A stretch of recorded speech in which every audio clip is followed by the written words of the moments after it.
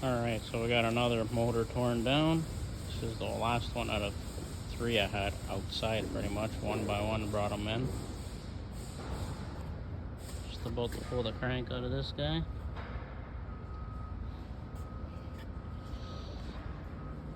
I wish I got step-by-step on this with the tripod, but honestly, it's hard for me to film everything.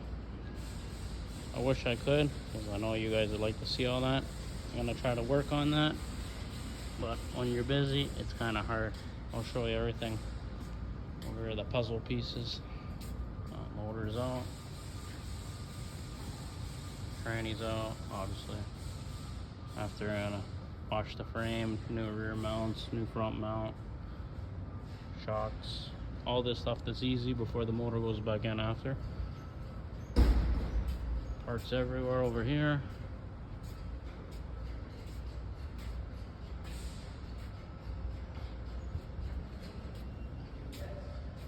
Parts everywhere. Cam, rockers. The bottom end just took apart now. Pistons. Mains.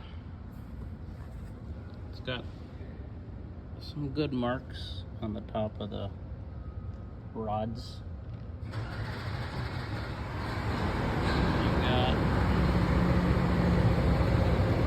I guess that's normal for $500,000. It's not crazy, but it's gonna get done anyway while we're in here.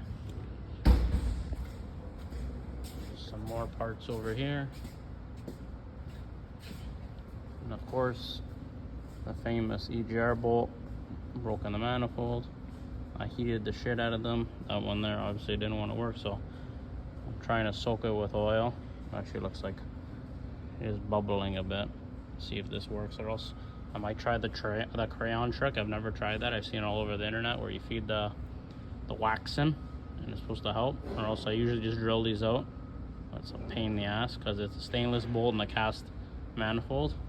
So last time Mike over here had luck, he soaked the shit out of it and then he drilled in and put a extractor and actually came out.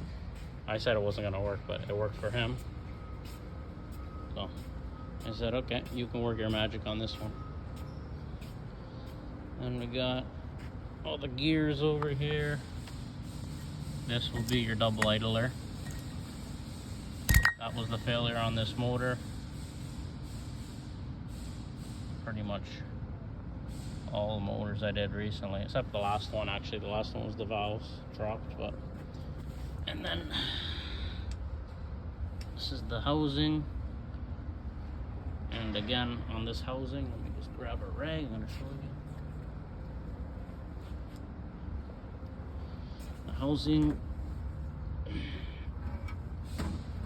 Try to do some more dropping it. You can see right there, it's all eaten away.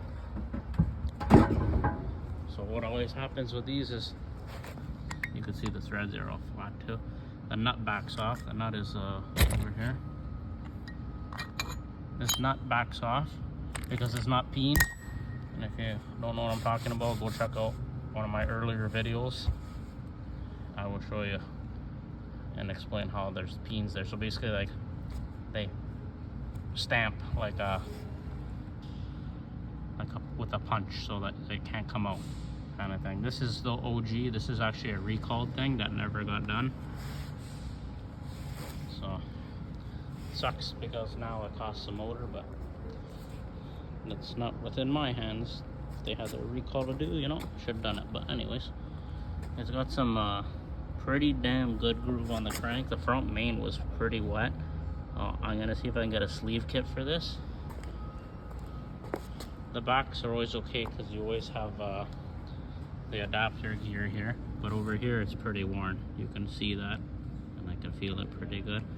So probably just gonna change the gear. I don't think they sell the sleeve for the rear. Could be wrong, but just probably change the gear. And then obviously the idler is gonna get changed. I always change those too because they fail. Sometimes they just spin out. And yeah, that's it for now. You gotta take the crank out and clean this thing up.